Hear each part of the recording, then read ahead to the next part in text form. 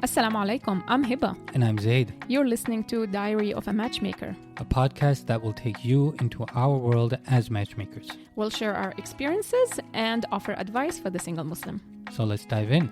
Bismillah. Assalamu alaikum everyone, welcome back to another episode. Yeah, assalamu alaikum. We're back. It feels strange not talking to you guys for a week. But the only times we usually do it is just during Ramadan, take a break. And this time it was for vacation. Yeah, we had a great time in Colombia. Took lots of pictures, did a lot of hiking, a lot of sightseeing. And people are so nice. They are. Like They people say that Canadians are the nicest, but honestly, Colombians take it to the next level. Yeah, we had just random people navigating and directing us to some places that we just had trouble finding. Yeah, just helping without us even asking. Yeah. So if you're looking for a nice place, they're also pro-Palestinian, by the way. So if you're looking for a nice place to go, nice weather, nice people, go to Colombia. Yeah, just be mindful of the cuisine there. It is a bit hard to find halal spots there. Yeah, there's pork in everything. Pork and everything, unfortunately. Yeah. But we also do owe you guys an apology. We had an interview scheduled this past weekend, and we were planning on releasing it this Friday.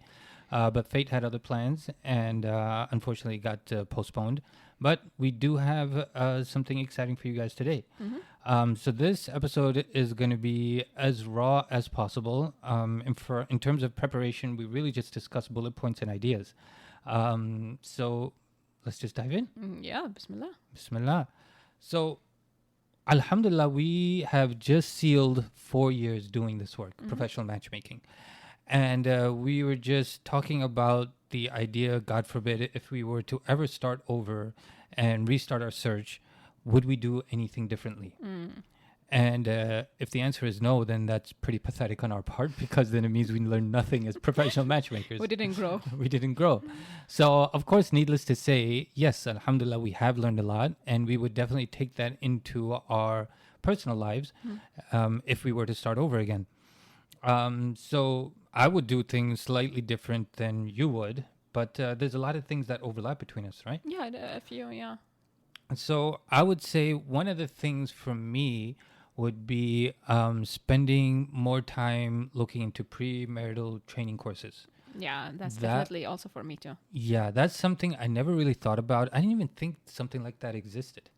I kind of had the same mindset as a lot of people, like, hey, I just want to get married. I find a girl that's pretty. I had some sense of my core values and deal breakers, but the idea of premarital training and assessing compatibility and asking all these questions, that seemed a bit far-fetched for me. I mean, we did assess compatibility. We asked a lot of questions, but the premarital counseling, we didn't think about it. And now, like, you see it everywhere. Yeah. And we advise our clients to take it. And when we do workshops, we always recommend it. But for some reason, we didn't even consider it. Yeah. Like I said, I was just way off the radar. But yeah, okay, that's one thing that overlaps for us. What about you? I would say I would have more self-confidence. So I mentioned it before in multiple episodes that because of my visual impairment, I didn't think I would find someone like special.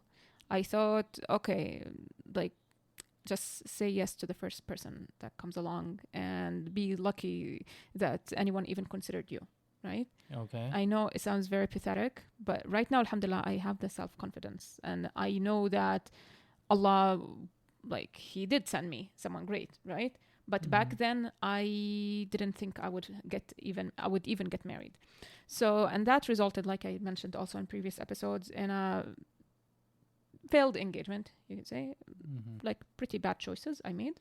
And now, if I would have to do it again, God forbid, I would just be more self-confident that whatever is meant to be is meant to be. I would do my best. I will be proactive, but I would know my self-worth.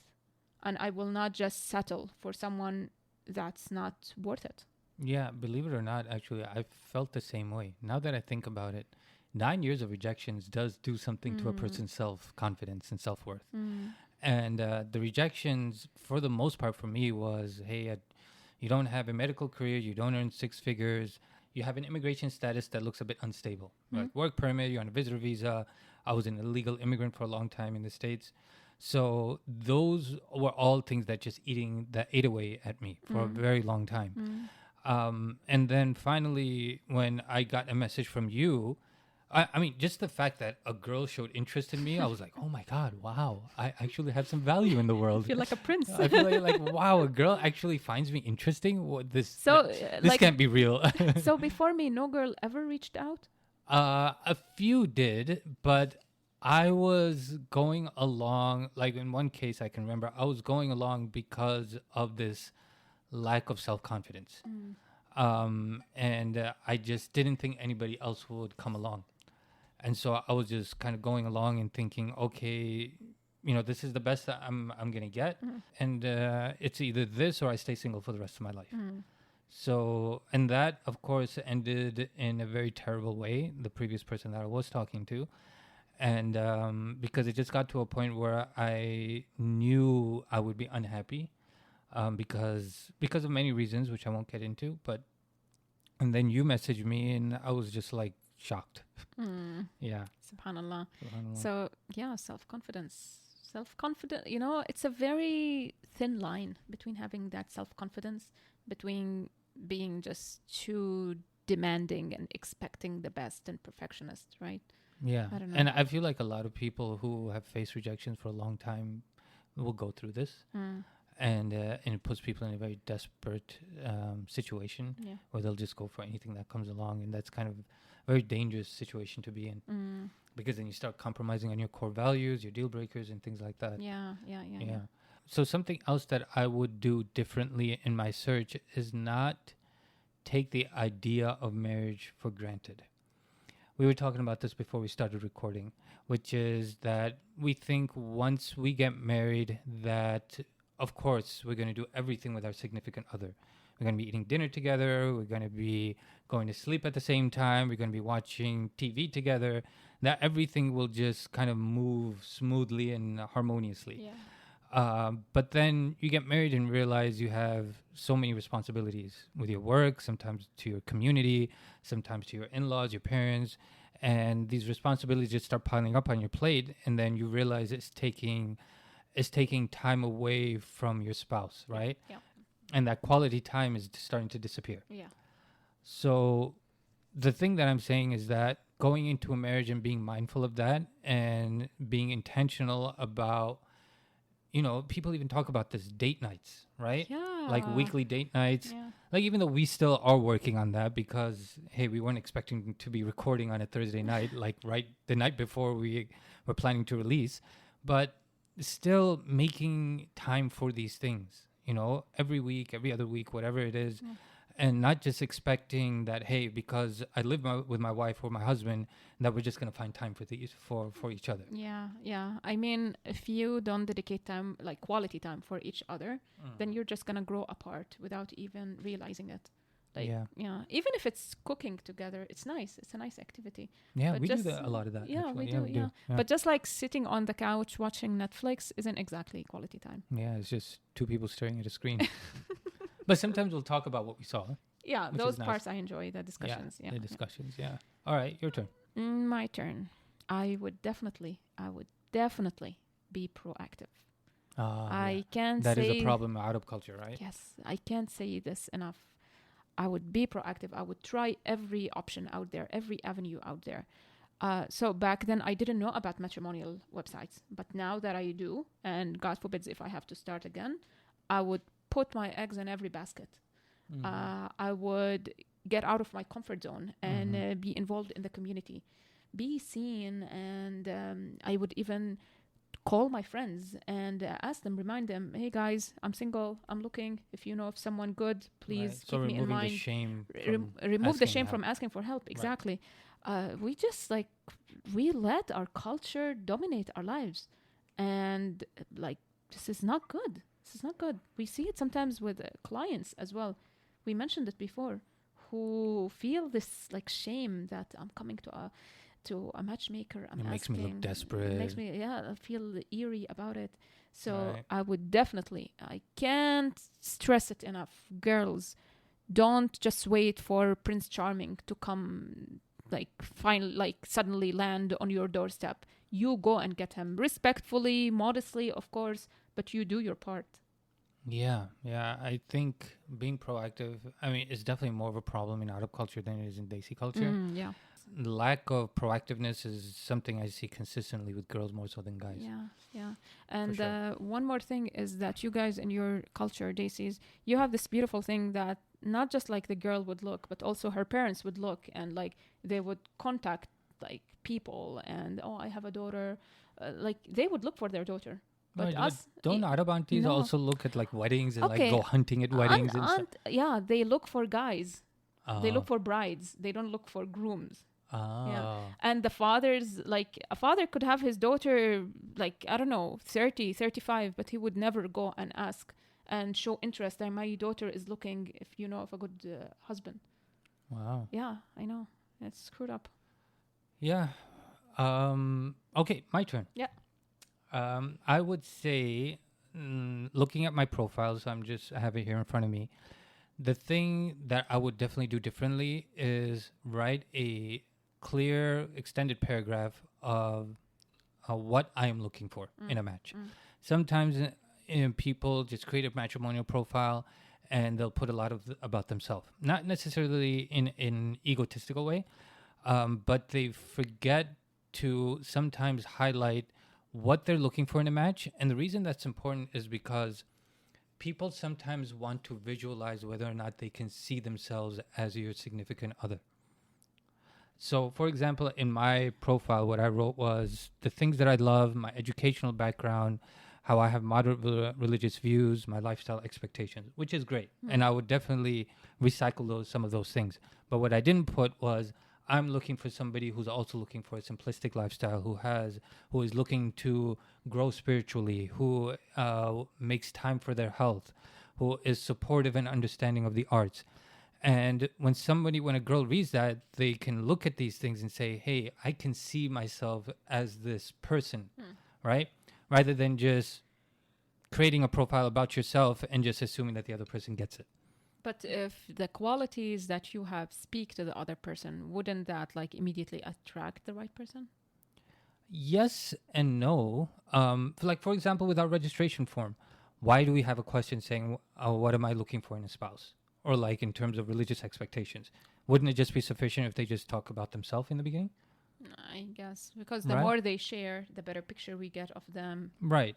So, yes, because at the end of the day, people want to hear that and say, okay, yes, I am this kind of person. I am somebody who makes time for their health. I am somebody who's respectful of the arts. It makes you feel chosen. Right. No, it gives you something to connect with, right? It forms a picture or a mold for that other person to fit into, right? If that makes sense. Yeah. So it's just an extra step that I would definitely do if I was to start over again. Okay.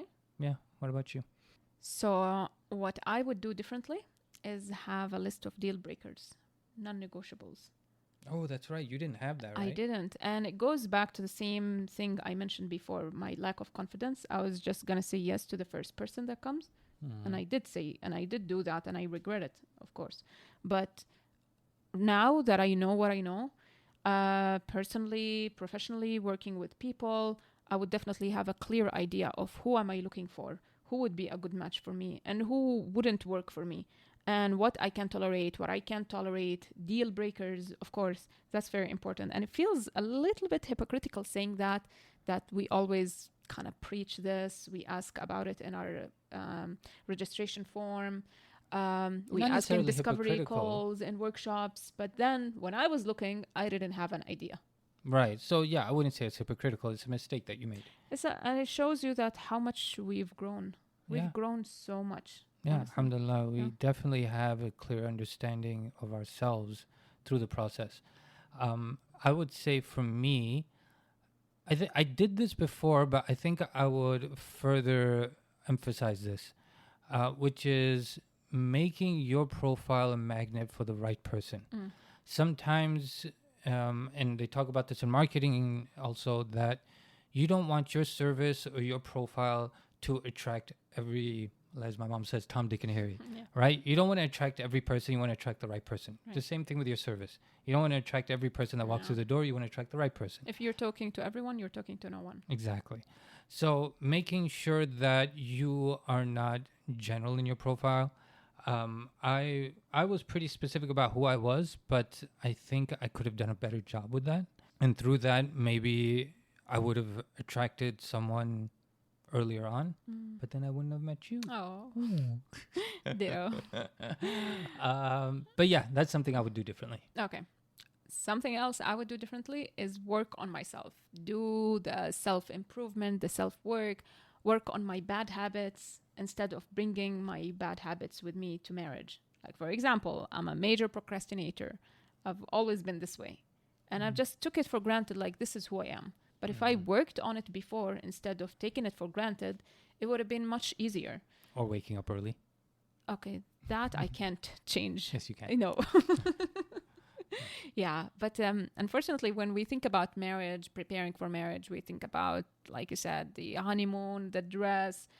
We think about financial stability and all of that, which are important, right? Yeah. But we don't think about what carries on after the nikah. Yeah. What we're bringing into our marriage. Yeah, for sure. Our mentalities, our habits, our communication. Yeah, our tolerances, what we're tolerant of and not tolerant of, which goes back to understanding yourself. Yeah, for sure. I think I would definitely use more scenario-based questions.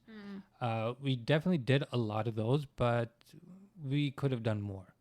So scenario-based questions are basically questions where you create an imaginary circumstance and you put the person you're talking to into those circumstances. So, for example, one that we ask on a registration form is, your husband comes home from work one day, says he's sick of his job and wants to start his own business. What would you say? So that's, I think, one I threw at you and we kind of talked it out during our courting phase. So I would definitely use a lot more of those and enjoy the courting phase accordingly. Yeah. You know, if I would start again, I would use the ebook that we have, our compatibility challenge. Like, guys, I'm not just saying that because like we wrote that book, but because we truly believe it's a great tool. Like, it's very nice to have a series of activities of questions instead of like every time forcing questions and trying to come up with conversation topics, right?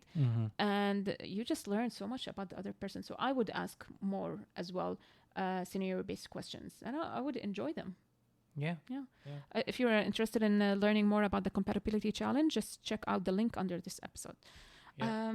If I would start again, I would educate myself more about the opposite gender, about how men think and what's important to them, how they like to be, I don't know, communicated with. And I know like different men are different. It's not like you can exactly generalize, but there are some universal values and things about males, about females.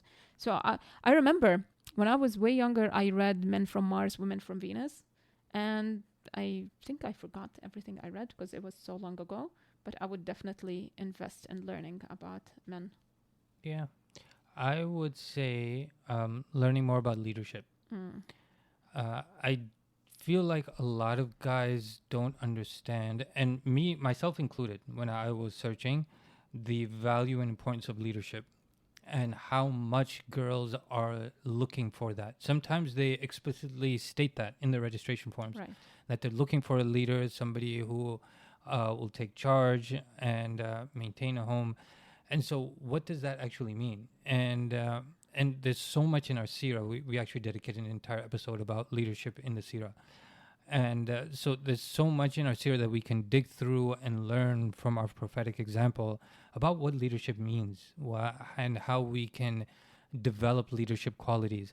And to take it a step further, show that in our matrimonial profiles, show that in matrimonial events when we're talking to people. Also, to add to that, leadership for me means that the person I also marry is going to be someone that allows me to lead, right? That it would be somebody who wouldn't undermine me, who would show support, who would be patient with me when I make wrong decisions, which you are very patient. And that's something I would definitely change about my search. I see it actually a lot on guys' registration forms. Someone who would allow me to lead. Yeah. respect my leadership. I think it's just all a result of this whole feminist movement. Yeah, probably. You know, Yeah. I did not know this about guys. That, like, this takes me back to the previous point. I would educate myself about the opposite gender. I did not know, for example, that men don't like to be undermined. Like, I thought that the way I deal with a man is the same way I deal with a woman, which sounds like very naive. But I didn't honestly think about the differences between men and women. Like what I would consider like disagreeing with someone, maybe to a male, to a man, would sound undermining, right? I didn't know, for example, that allow him to make his own mistakes, right? But this comes with marriage, with time, but if you're not married yet, then do use this time to educate yourself and learn. Yeah. Okay. Okay. It's also education related. I would educate myself about sex and intimacy. Oh, yeah. Yeah. Yeah, I'd share that too. Something I would do differently also. And there are, like, I did not know that there are resources, Islamic resources, modern and Islamic at the same time. We've interviewed Amira Zaki before, a sex educator and a vaginismus modern expert. And secular.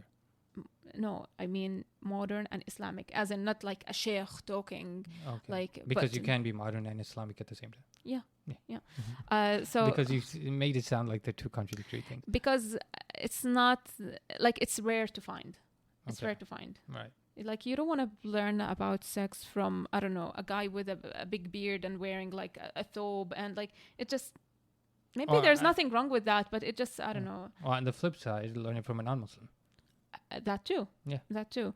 But going back to what I was saying, we've interviewed Amira Zaki before, sex educator and vaginismus expert, and I was blown away by what she shared. Like, things that, like, I remember I mentioned on that episode that before we had our nikah, I kind of asked my sister, like, for advice or like the wedding night or whatever, and she just said, Google it. So we ourselves are not comfortable talking about it. And then if we don't know that they are halal, like Islamic resources out there, we're just going to go to Google. We're going to learn from non-Muslims. Yeah. And not everything necessarily applies to us. So yeah, the point is that there are resources out there. So there are no excuses, especially at this point with the plethora of platforms and coaches and you got sex educators to life coaches to relationship coaches. Everything coaches. Everything out there. Yeah. And yes, some are just talking out of their butts and some actually know what they're talking about. So just vet who you're working with. Yeah. Yes. We also had an episode with Habib Akande, which I was thinking of him too. Such a great episode. It was, he just, I don't know if the right word to use is dismantled. He dismantled lots of myths. Yeah. About or debunked about sex in Islam. Yeah. Yeah. I think that's my entire list. Okay. I think I got one more. Well, I kind of touched upon this, which is including the traits or qualities that I'm not compatible with. Because of course you don't want to attract the wrong person. So we have a really cool game in our ebook called Cairo Time, which is making a pyramid of tolerable traits and intolerable traits. And for me, I have a better understanding of the things that I am tolerant of and the things I'm not tolerant of. And I would definitely include that in my profile. So what is one thing you didn't know before that you are tolerant of and now you learned that you are? Something that I didn't know I was tolerant of. Somebody who meows all the time. Somebody who is obsessive about cleaning. That's not obsessive. I'm not obsessed with cleaning. You're a bit obsessive, no, yes. I'm just Arab. You want to see obsessive? What? Go see my mom and my aunties and oh my God. Like my mom's generation, my mom's generation, if they're sitting and they're bored, they have nothing to do, they just start cleaning. Wow. I mean, you get crazy if a crumb falls on the floor. You have this thing about crumbs. Like, if I just finished mopping and cleaning, I have to move my chair closer to the table. You even do this with your dad too. It's like, wow, and then he gets it, and then you sign to him to tuck in his chair. When he's sitting 2 meters away from the table and he's eating nobody toast eats 2 meters away from the table. Okay, what is one thing you now you know you're not tolerant of, and you didn't know that before? Somebody who, a dominating person, somebody who always has to insert their opinion, and doesn't let me lead or make a decision about something, and always has to override me. Are you trying to say something? Well, our relationship would have ended a long time ago if if you were that type. So you're not that bad. But yeah, I think that pretty much covers my list. Okay. Oh yeah. Wait. One more thing. I would definitely use a better picture. I mean, my picture's No, not your bad. picture was good. Yeah, it was all right, but I mean, I'm dressed in a suit and. You had hair back then. Thank you for pointing that out. And that would be something else I would put on my intolerable list. What? Somebody who mocks my hair. Or lack of. Okay, thank you. No, your picture was great, honestly. It's Okay. what like prompted me to contact you. Okay, Yeah. I guess. Okay.